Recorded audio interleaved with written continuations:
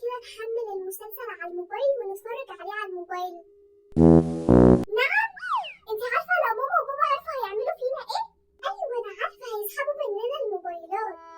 بس النت يعني لسه مشحون امبارح، محدش يعني هياخد باله. لا يا اختي انا ماليش دعوة، انا مش مستغنية عن موبايلي. ما تخافيش يا جنى، ما تقلقيش، الكلام ده يا جنى لو هو مش مشحون امبارح، لكن هو مشحون امبارح بقى فمش هياخدوا بالهم. والله مش هياخدوا بالهم. يلا المسلسل انا بحبه وانت كمان بتحبيه. يلا بقى يلا يلا يا جنى يلا. ما تخافيش، بصي احنا هنحمله ونتفرج عليه، ومعناش بقى نتفرج على فيديوهات اليومين دول خالص عشان محدش ياخد باله. شفتي بقى؟ يلا يلا يلا والله محدش هياخد باله. يلا يا جنى يلا يا جنى. يوه انا عارفه انك مش هتبطلي دم يا جوجو. خلاص انا هحمله امري لله.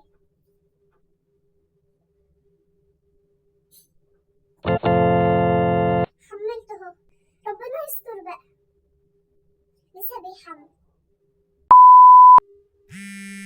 صدق الله العظيم. ايه صوت الرسائل اللي بتتبعتلي كتير دي؟ غريبة، وانا من امتى اصلا وانا بيتبعتلي رسائل؟ نشوف. يا نهار اسود، تم استهلاك 80% من وقت الانترنت. ده اللي هو ازاي ده؟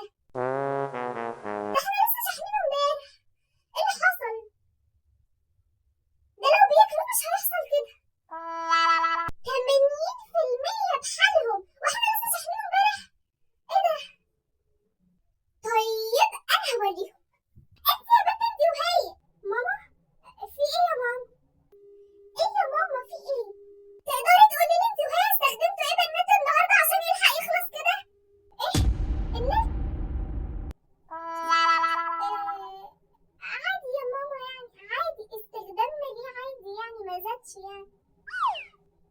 لا يا اختي مش استخدام عادي، ممكن يكون معلق بس ولا حاجة، يعني مفيش حاجة. لا مش معلق ولا حاجة.